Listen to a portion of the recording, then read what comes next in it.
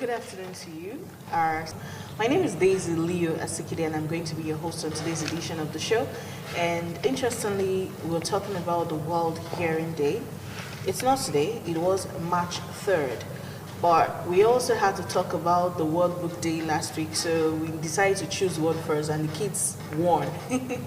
But we have professionals in the house that we'll be talking about the World Hearing Day. And this year's theme is safe listening, basically. Three people in the studio with me to talk about this. We're just going to go straight into the conversation. So you meet my guest right away, and then we begin to talk. I have seated very close to me, Mrs. Omoderanle. I had to learn that name. If you know the rehearsals I had to do to get the name correctly, Mrs. Deborah Omoderanle. She's a speech therapist from University of Benin Teaching Hospital, and she is from the Department of Ear, Nose and Throat, ENT. It's good to have you on our show today. Thank you for having me today. All right, I have a surgeon in the house. I have Dr. Segale. Good to have you in the studio today. Dr. Eustace Segale is a consultant surgeon from the Ear, Nose and Throat Department of the University of Benin Teaching Hospital. Good to have you on the show. Okay, thank you very much. I'm glad to be here. Okay, and last person you're going to meet, if you see, we look alike very much. She's like my twin sister, very young.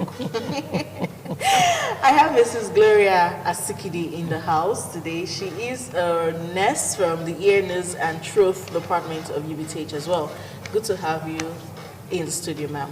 Good afternoon, viewers. We've had her before on Flip Side, but it wasn't anything medical. We talked about marriage, relationship, and some other family issues.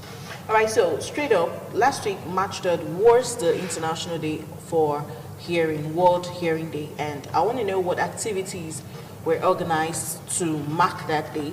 And so far, the awareness that were done, because I saw you all on the news.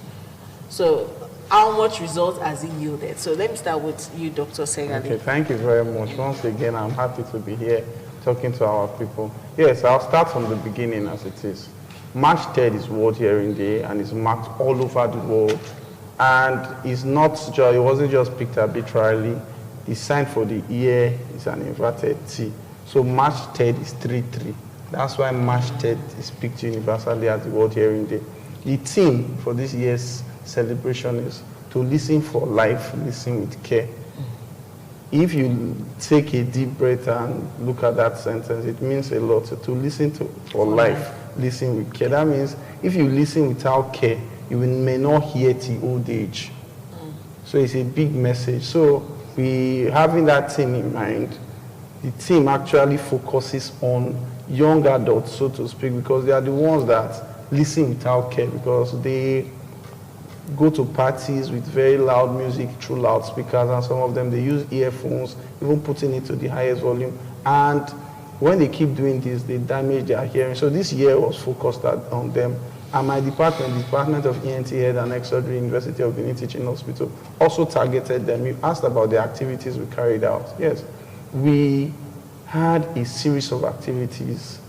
After we got the blessing from our Chief Medical Director, we went around the hospital, sensitizing the schools in the hospital, the staff that are young adults and patients. So we went around the schools of midwifery, school of nursing, school of health technology, all the schools in the hospital, because they say charity begins at home. And there we have young adults who are prone to recreational noise exposure. We educated them and they were very happy. After that, we had a public lecture where we invited all members of the general public. Students from secondary schools around were there, students of the University of Benin were there, then staff of the hospital, especially engineering department and other staff of the hospital and schools in the hospital were present. There, Dr. Yangwara gave a very lucid lecture on how to preserve hearing and protect hearing, even while still having some form of recreation. Immediately after that, we had free ear examination and hearing screening. Well, what we mean is that we examined people's ear, people that came and wanted, we examined their ear, or those that had ear problems we treated. some we had to refer to our clinic. Then we also now did a free hearing screen. Normally, they pay for these things when they come to our clinic, but that day, we did a free hearing screen for them. We were able to test their hearing level. And not just test their hearing level. If for those who have some level of hearing loss, we're able to tell them what degree of hearing loss and what type of hearing loss. And we advise them subsequently. Then the test is such that it can tell you that this person has been exposed to noise. This person is going to have issues. So for those, we advise them, stay away from noise. You can wear earplug, you can wear earmuffs. So basically, that's what we did that day. That's how we marked the day. Okay, now, according to the World Health Organization, they said 1 in 4 persons presently have a hearing issue. And by 2050, it's projected that the number will increase. So if we're talking about 450 million people with hearing disabilities in the world right now, by 2050, they're projecting about 700 million to 900 million people. So I'm wondering why so much in the number, why the increase, what's causing all of this? Hearing issues used to be attributed to old age, but we are hearing children, not just teenagers, now kids being affected. So I'll direct that question to you, Mrs. Asikidi. Thank you very much. Good afternoon once again. Just as he was trying to analyze, this issue of hearing loss due to noise is amongst the young age, the youth. Why? Because they are the ones that are vulnerable to this recreational noise. They go to party where they play music, and some of us, or majority of our youths, they like this thing being loud. They want it real hot, loud, that they don't know they are damaging their ears. And sometimes even the ones with you at home, when you even tell them this thing is not good, they'll tell you, please leave me. I beg. And they don't know the effect hereafter. It's not now, it is thereafter. And just as it's being projected, it's going to take like that. And the same youths are the ones prone to drug abuse. And we know that there are some drugs that are ear damaging. We call them ototoxic. They destroy the ear, the hearing nerve. So they are still the ones that are prone to such drugs, and they take it arbitrarily without prescription and without any supervision. So they are still the ones that are still going to be prone to this hearing loss, and it's going to increase except this sensitization and awareness. And that is why we decided to come here to really sensitize this youth, the young ones, the people, so that they will know. Then with the aged ones, we can also tell our children, control our youth in our environment, even in the church, to discuss with them. The same youth you are talking about, they are the ones in the church who attend the musical concerts. They are comedians, and they like this, a night of 1,000 laugh, with all the speakers at strategy. In fact, all the areas, when you get into such an environment or hall, the whole place is jammed with what? Noise. High level noise that they are exposed to is bound to damage their hearing. Some will not even enjoy an occasion if they've not gone to sit by the speaker. The same thing, the youths, are they not the musicians? It's the youths that are the musicians that are prone to noise. They are exposed themselves to noise. So that is why we are targeting the young ones, the youths, and this hearing loss. If care is not taken just as projected, it will happen. Okay, now, I'll just add a note to that. Okay. Yeah, like ADNS mentioned, the youths are the ones most prone to it because they are exposed to recreational noise. But I don't want to give them all the blame. The government also has a large role to play because there's permissible noise level all over the world.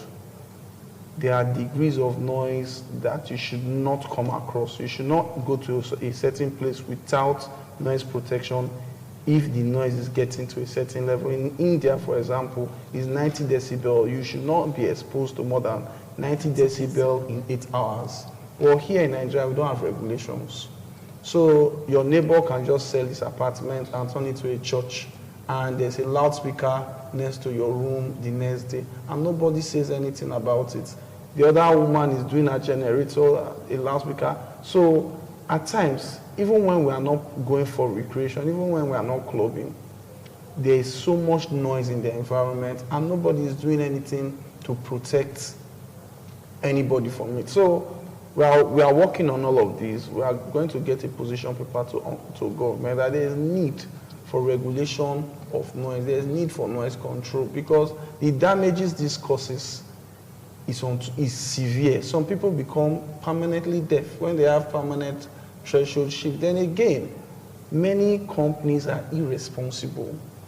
You have staff that work somewhere, they're exposed to very loud noise. You do not even once in a month check their hearing level, whether the machines they are using to work for you, whether it has damaged their ear. This is not acceptable in the developed parts of the world or even semi-developed parts of the world. If you work in an industry or a company where the level of noise is very loud, the company has a responsibility to protect your hearing. First, before you get a job in that company, they should do a hearing screening for you to even find out whether your hearing is already damaged or whether it's on the borderline. If it is, they should not aggravate it. Then, every 6 months, they need, importantly, there are earplugs, ear muffs. They don't cost much. 1,000 naira, 1,500 naira. They wear, the Nigerian army, for example, I know they provide these for their soldiers. They wear earplugs, they wear before they go to firing range because they know that this can damage the ear and some of the damages can be permanent. The cheapest good hearing aid is about 100,000 naira, and as the dollar is rising or the naira is devaluing, the price is going up. So you can imagine what you can prevent with 1,500 naira. So there's a big industry who can provide this for 1,500 naira, maybe for 30 staff. They don't. Eventually, the staff gets deaf. And I've had a case, I wanted to push it. The man said, hey, you know I'm a contract staff. They will not even answer me. Just push it so that they can just give me small thing. And I really did. They gave him small thing. But it was not enough for him to even get a hearing aid. Because they said in quote he was a contract staff. If an earplug or an earmuff would have even prevented this. So that those are some of the other issues. Okay, you said something about 90 decibels. I would come back to that statement because many of us are laymen. We don't even know what decibel is. So you will use real life examples like, okay, maybe like a car horn, airplane, noise, generator noise should be range around this decibel, the school bell, okay, and stuff like that. So we could, but let me ask you this question, Mrs. Omo Derali. There've been a lot of things that were highlighted amongst what they said causes deafness. We've talked about loud music, but I personally want to ask, which is the strongest risk factor that could actually lead to hearing loss, and also is it hereditary? So if I have my forefather being deaf at some point, should I be scared? Good afternoon, viewers. Just like you asked, it's 2 questions in one. The worst of it all is the loud noise. Like we have been mentioning from the beginning of the program, loud noise can destroy the air. For example, there was a time when there was a bomb blast in Abuja, the Nyanya bomb blast. So there were patients that were referred to one of my colleagues.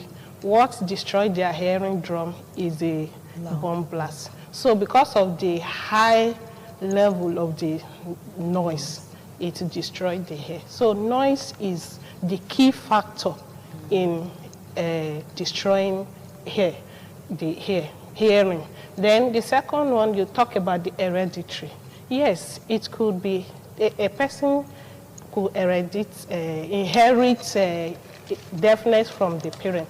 Like when I was in school, there is a junior colleague of mine who is from a family of 4. The 2 children, the 2 siblings with her, they are deaf because the parents are also deaf. So you can see it can be inherited from the parents as well. Interesting. Many people should be scared though. Okay, now that it seems like the world is actually getting deaf, you know, the statistics I heard, I just like, seriously?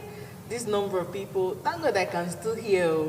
But then again, as I was preparing for the program, I was going to say, are you sure you can't hear? Because I talked to you. You should have come for our free hearing screening. So yeah, I think I should next year. I'll come for the free screening, especially the fact that it's free. Yeah, but you can just still walk into our clinic. Can still I don't come. have With to your pay. NHIS, with You your are covered. I don't NHIS, want to pay or if you are a anything member at all. of You are the covered. You are covered. This National Health Insurance Scheme, if you say You are covered. Yes. Okay. You know I'm there now. Okay, now moving on. Aging. It's quite common. I lost my dad at 85, and I noticed that before he passed on, every year it seemed like it was getting worse. You have to get closer to him to shout. But is it possible for one to get to old age and still be able to hear fine? Is that a possibility? That's the theme of this year's listening to listen for life, listen with care. Okay. There's what we call age-related hearing loss, presbycusis. As people get older, their neurons, different parts of the body also age. So it's not unexpected that somebody that's 90 or 85, the hearing would have reduced. But there are some people, even at 70, they can hardly hear. There are still some people at 90, they are hearing very well. While there is no absolute, it's certain that there are certain things one does when he gets old, he won't hear well. One of them is noise pollution. There are other factors, recurrent ear disease. For example, somebody with a perforation in the eardrum, tympanic membrane, definitely that person will not hear as well as somebody that doesn't have a perforation. It could have come from a dirty slap, so to speak. Could have been separating a fight, or an angry woman beat up her husband. Picturing it. Why not angry man? Exactly. Why the angry man beat up? Why woman beat up her husband? So this husband, you know, the ear just Yeah, give slaps her him. slap. So yeah, so a dirty slap, and his eardrum. A very angry father slapped the son, and in correcting the child, gives the child a tympanic membrane perforation. If that tympanic membrane perforation is not properly treated, it can still close if it's properly treated. Okay. If it's not properly treated, it may not close. It may not heal. And definitely that ear will not be as good as one that does not have a tympanic membrane perforation. What happens is that beyond the tympanic membrane protects the middle ear from the external environment. Beyond the middle ear is the inner ear. By the time that tympanic membrane perforation has stayed so much, it will not even affect the end organ for hearing in the inner ear. So the person that has, there are different kinds of hearing loss. I'll try as much as possible to remain superficial. There are different kinds of hearing loss. There's the conductive, there's the sensorineural. When there's a perforation on the eardrum, it's supposed to be a conductive hearing loss. The conduction of the sound is affected. But by the time that perforation has stayed long, the microorganisms and all that and others will enter the inner ear. So there's now also a sensory hearing loss associated with it. So those are the other factors that I'm talking about that can cause Hearing loss. Yeah, that's in adults. It is well known. So again, if somebody as is living gathers all these different assaults from either noise exposure, abuse of drugs like she mentioned, orthotoxic drugs, quinine, gentamicin. You see some people, they go to chemist man gives them a cocktail. Take this, they take some of them, just knock down the hearing. So somebody has that, noise exposure, tympanic membrane perforation, infection, and they don't come. There was one time I saw a man.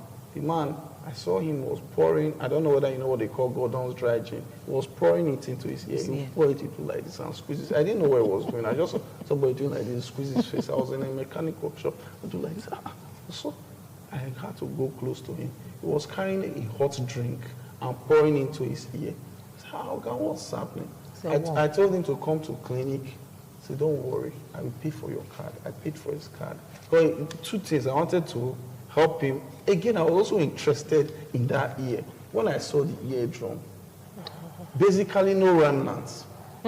on both ears. He told me the ear is making a woo, and pulse is coming out woo. So there's one. So say yes, say there's warm. So he was pouring the hot To drink kill the to warm. kill. This man, he doesn't hear, but he was deceiving himself that he hears. When you talk to him, he lip reads. He will read your lips to know what you are saying.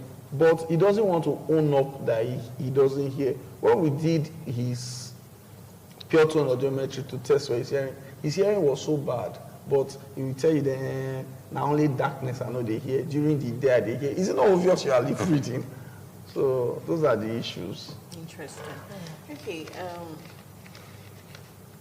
You talked about this gene thing. Made me remember I had a pain in my ear some time ago.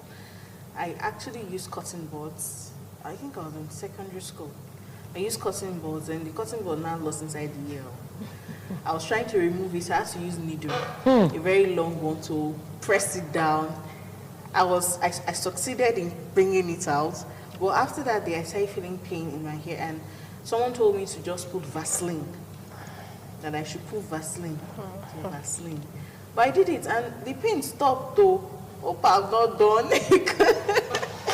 That just shows that you have to come and see us. We have to examine. Oh my God. We have to examine that ear. Okay, I'm going to ask you. I'm sure it gives you out. Early detection. Yeah. A lot of times, people even have these issues and they don't know. Now, I just shared my experience and they said I should come and do a test. So, when you talk about going for checkup in clinics, an average Nigerian will choose to either pray or just speak faith. God will do it. I'm fine. Reject in it. Jesus' It's not my name. portion. Reject it. God forbid it, and all that. So what's the benefit? What do we stand to gain if we detect the issues early? And then again, I'm asking you two questions now because we're almost running out of time. Is it true that if you have hearing issues, you also lose your ability to speak? Because I've seen people who don't hear, but they talk. So you have to answer both. The benefit of early detection first, then before you go to the speech and how it relates to this whole hearing thing. There is a lot of benefits for early detection of hearing loss. That's why we always advise, just as you said, attending to clinic or keeping up appointments is a problem with us Nigerians or with every black. We encourage you to visit the hospital at least once in 6 months for us to just have a hearing screening or ear checkup. But in the ear, nose and throat department of UBTH, we don't just consider just the ear that we are checking. We also check your nose, we check your throat, because the ear and the nose and the throat, they are connected by a small tube.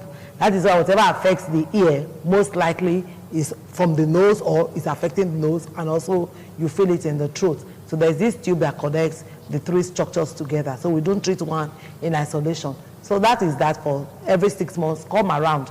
We will check you, we'll screen you, and check your hearing level.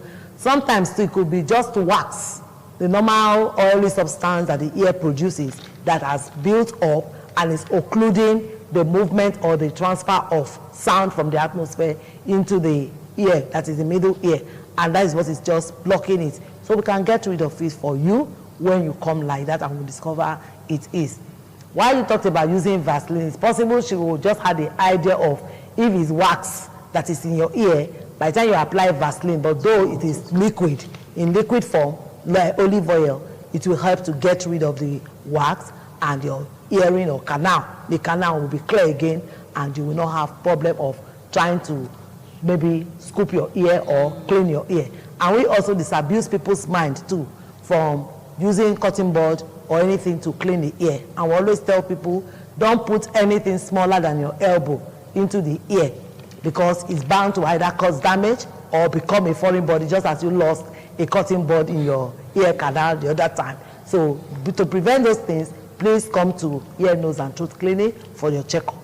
Then I think that is about early detection, the benefits you get. But so when you now come to the hospital and we find out that your hearing threshold is getting damaged, or is at the borderline, or you are not hearing, it's not too good, we are able to maybe help to regenerate if it's the nerves on time. Unlike if it becomes so severe, it's now beyond remedy. then you have to now, so that individual has to live with it the rest of his or her life. So, but when you come on time, there's always a possibility of us being able to remedy the situation, especially hearing loss due to noise and hearing loss due to use of drug. Those some of the drugs that damage hearing. We can be able to salvage it by putting you on some drugs. We won't mention the names of the drugs. You just come around. So we talk about hearing and speech and then deafness. Yes, it depends on the age at which that individual developed that hearing impairment. No, I don't like using deafness for people. I just say hearing loss or is hearing impaired. So it depends on the age. For children below 3 years, is what you hear that you speak. What you don't hear, you can't speak. So for us who have children 1 year, even 6 months, you see that this child, you notice this baby is not responding. Even 3 months, like my own grandchild now, even 1 week, you are talking, the child is looking, tracing where the sound is coming from. And now 1 month, 3 months, 6 months, the child is not responding. You bang the door, the child is not startled. Then you should raise alarm that you are not sure this baby is hearing. Come to the hospital. Then we also have a forum whereby we do neonatal screening for babies, newborn babies, 1 month old. We screen them for hearing. Though for now we don't have the machine or equipment in UBTH, but it's in our mind as ENT family to do something like that for our neonates. When they are born, we go screen them on time. This is catching them young. So that when they are growing, because it's what they hear, they will speak. So if they could not hear, then don't expect that child to speak because it's not hearing. So if at 1 year, 2 years, 3 years, the child is not hearing, it's not speaking, then you should know this child is having hearing problem and quickly bring the child to the hospital. But this thing can be detected even at a week old, 2 weeks, 3 weeks, even before 1 month. So don't wait till when it becomes too severe or serious. Just to add a note to what our Assistant Director of Nursing Services have said. Our Deputy Director of Nursing Services have said, well, at times you see assistants and deputies. It's okay. So just to add a note to what she just said, there is prelingual hearing loss and there is postlingual hearing loss. That's another way of defining hearing loss. Prelingual means before the person acquired speech. Postlingual means after the person acquired speech. That means somebody that has a hearing loss when he already knows how to talk. That's postlingual. Somebody that has hearing loss before he could even talk. So if a child, like she mentioned, it's not even up to 3, has hearing loss, that's prelingual. It has not even started talking before he developed hearing loss. That person will never be able to lip read. You know, I mentioned to you just now that the man says during the day he hears better. He doesn't hear better during the day. He lip reads during the day. He's able because you're right, you can see. Yes, he's already used to speech, so he can lip read.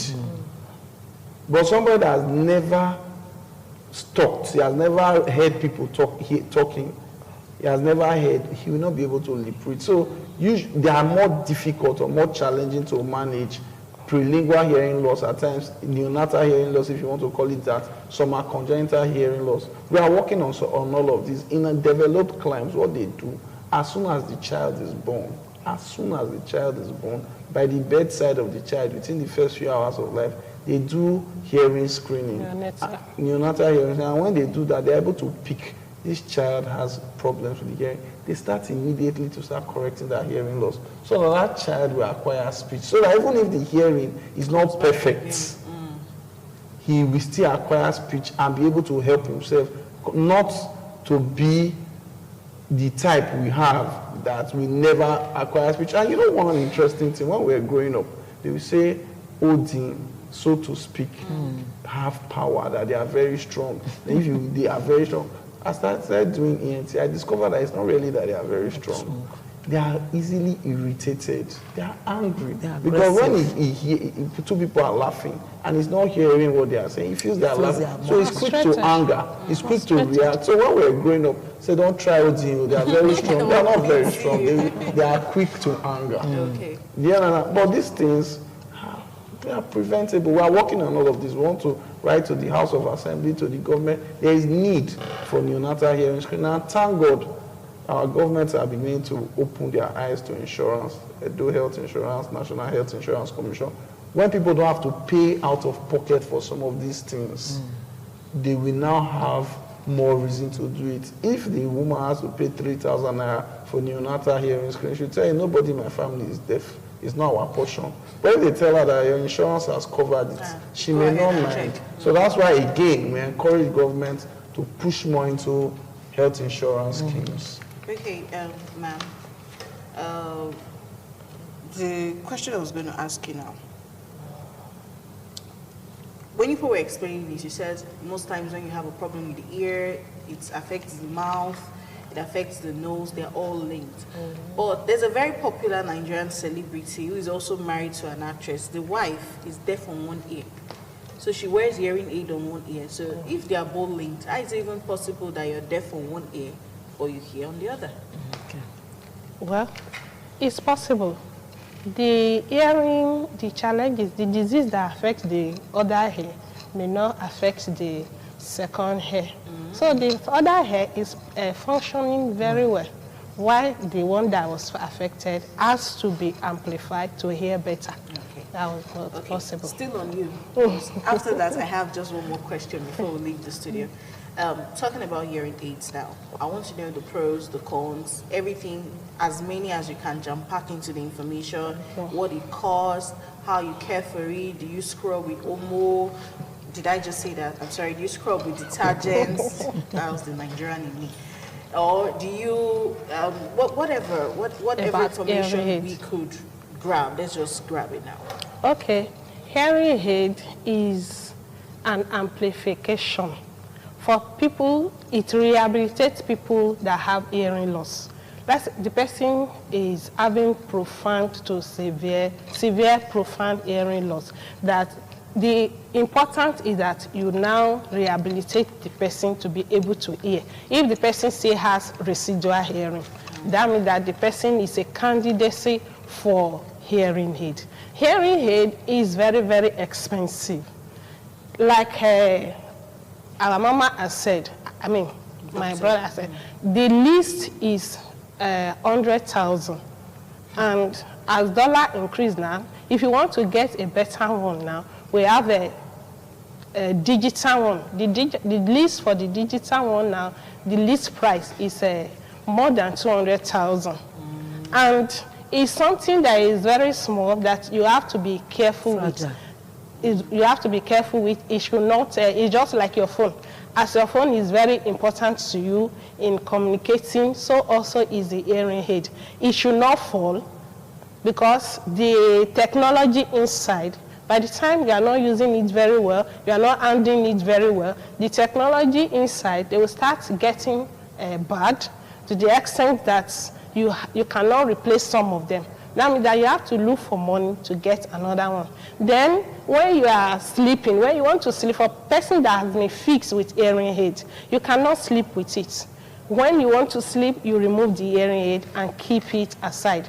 When you want to bathe, water, just like your phone should not drop inside water, the same way, that's why I say it's a very delicate a device that you don't just throw anyhow. So when you want to bathe, or there is, let's say you are going outside now and there is rain, you have to quickly remove it and keep it very safe, because any little water drop inside, it will spoil the hearing aid. Then another thing is that as it is very expensive, just like we have mentioned, we are calling on our government, the NGO, to assist people. I have a woman on my list that is requesting for free hearing aid, a lot of them, because when she has a hearing problem, the husband left her, that he cannot cope with a woman that cannot hear. Now the woman, she calls me constantly to know whether there's a opportunity for her to get one free now. So we are calling on the government. There are a lot of people that need help concerning hearing better. That's our delights, that people should hear so that they can function well. So we are calling on government, individual, NGO that can assist a lot of people so that they can live a better life. It's not something that they can cash a lot of money now, just cash the money and give it, I want to buy, because the money is not even there. But if the government puts it in place for it to be available for people, it's going to be a lot of relief for a lot of people. Okay. And the last question I'll be asking before we leave the studio is the one I said before. I've heard we do it a lot, even when we're growing up. For those that grew up in very large homes, you're talking, your mom says you are making noise. What is really noise there, by the way? How loud should it go? How long should we be exposed to the different noises? You're watching television, so it's like after 4 hours, a 2-year-old child should not watch, a 10-year-old. So with the global standard, break it down that in a way that a layman will understand you said decibel?